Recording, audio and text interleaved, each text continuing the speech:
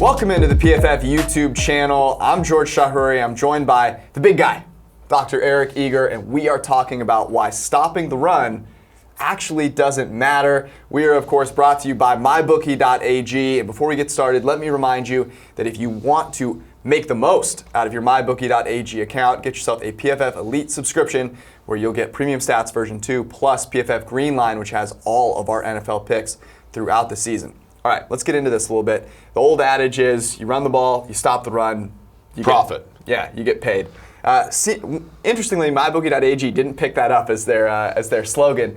All right, so stopping the run, it seems to be something that is the foundation of defense. People think of it in that way, but none of the math bears that out ever. Yeah, I mean, historically, some of the most impressive defenses in the world played for teams that were 500. And you know, last season, for example, anecdotally, 8 of the worst 9 teams in yards per carry allowed were teams that had winning records. So, you know, the math just simply does not work out in terms of investing in stopping the run, because on a per play basis, running the football is actually a sucker play for an offense. So if you're a defense, in some ways, sort of being worse there entices the offense to do suboptimal things.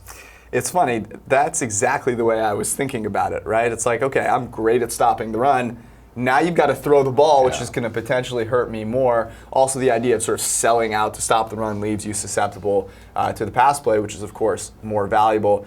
Looking at it simply from how different facets and different strengths within teams correlate with their wins in a season, it will not surprise anybody that running the ball and stopping the run last on that list. Yeah, so if you look at passing, for example, generating expected points on passing plays is correlated with wins at like 0.7, which is like more than almost anything we talk about in football. Stopping the pass is very similar at about 0.55. And then when you look at stopping the run, as it relates to stopping the pass, it's about 4 times less correlated on an in-season basis. So stopping the run is literally one of those things where the signal is very weak, and you could almost attribute it to noise. Yeah, and EPA is talking about the result of the play, right? Yep. So like, is your play successful given where you are on the field and the down and distance?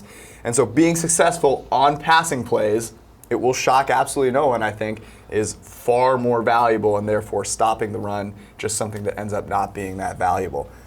Let's talk a little bit more about the different facets and where that sort of ranks out. So if I'm looking at saying passing all the way down through run defense, where is run defense going to show up? Yeah, it's below coverage, it's below receiving, it's below passing, and if you, I think, put together pass rush and pass coverage, the sum of those two parts far better than run defense. Looking at PFF grades, for example, some of the best players that we sort of like look at from the offensive side of the ball and running the ball don't move the needle for their teams very much. Same thing is true in run defense. So it's one of those things where it's kind of like what happens when the results of the game have already been determined, more so than what determines the outcome of a game.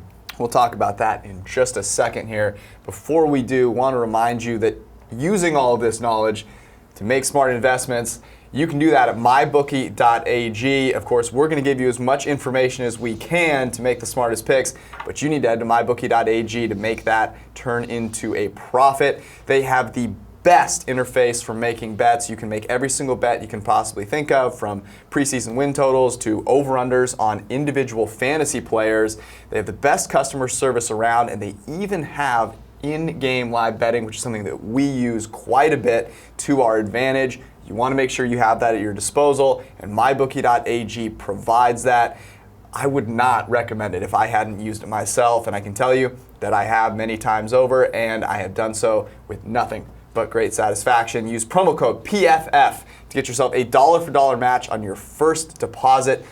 We're only 10 days away from the start of the NFL season, so make sure. College is just right around the corner. So you better head to mybookie.ag, use promo code PFF. You play, you win, you get paid. All right, let's talk about some examples here, because I feel like that's always what gets brought up. Someone throws out this ridiculous tweet about Team X is, below 500 when they rush for less than 90 yards. They run over 25 times in a game. Who would that be? They're undefeated. I'm not going to name names here, but What are some of the ones that you enjoy most? And let's kind of talk about them and debunk them a little bit. Right, so one of the so for example, 2016, the Dallas Cowboys were first in the NFL in total yards allowed, against the run. Last season, Philadelphia, who won the Super Bowl, first in yards allowed against the run. Of course, like the comeback to that is what's true about the Eagles, what's true about the 2016 Cowboys. They're always ahead, right? And what do teams from behind do? They throw the football, right? Rushing is almost all about volume. So if you don't have the volume, you're not going to allow that many rushing yards. Exactly. I mean, it's all about this cause versus effect thing. Always gets thrown out there. And so teams that have a lot of rushing yards, well, they're up by a lot. But why were they up by a lot? That's always the question. So one of the ways to do that is to look at how does running the ball versus passing the ball lead to success at different intervals in terms of the score. So in close games, when I'm ahead. So if you look at run versus pass, when you're down a lot, the gap between them narrows, okay? You're down. Why are you down? Because you can't throw. Because you can't throw the ball. You're not good at throwing the ball. So the gap between them narrows. If you're in a close game, the gap widens quite a bit. Passing is far more efficient from an EPA standpoint than running the ball is. And here's the interesting part. You go to games where teams are up by 9 or more points, the gap grows.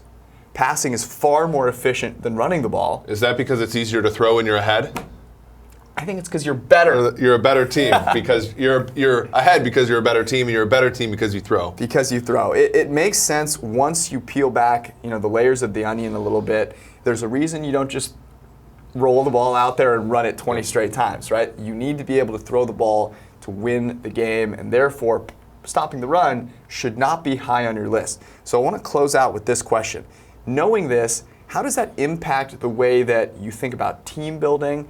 And then about projecting teams forward? Yeah, I mean, so for example, in the first round of this 2018 draft, we saw guys like Daron Payne, we saw guys like Vita Vea, players that we aren't necessarily high on who end up getting drafted high. We would probably go against that, whereas players of the ilk of like the Deion Joneses of the world, Yannick Ngakoue, who maybe don't project as great run defenders, but are plus players in pass defense. Like we want those players more, and I think that over the course of the last few years, we've evolved our evaluation process due to these, I think, truisms here. Yeah, I think with the draft, that's one huge way that just not valuing run defenses highly when thinking about the production for a given player. And then I think schematically, there's actually some interesting things that you can do as well. I think once you divorce yourself from the notion that stopping the run is super important, you're able to change the way that you prioritize your defense. And so you look at play action passing. Play action passing is incredibly lucrative for offenses and gashes defenses. Independent of how good the run offense is. Has nothing to do with being good at running the ball. And so what does that tell you? It tells you that teams are terrified of getting run on. Which, once you say actually it doesn't matter that much, you actually set up to stop the pass first, second, and third, and then you let the running game take care of itself because it's not that important. Yeah, interestingly, with 6 defensive backs on the field, EPA and yards allowed against the run is actually still less than against the pass. So even if you play a dime defense, in theory on all downs, you're still doing you're doing your team a good service by allowing fewer passing plays and still not being gashed against the run on average. It makes sense when you think about it. And that's why we're here. A reminder, go to mybookie.ag to make sure that you can invest and put all of this great information to use. In the meantime, check us out at profootballfocus.com. Get yourself a PFF Elite subscription. It gives you Premium Stats version 2 and PFF Greenline. We'll see you guys later.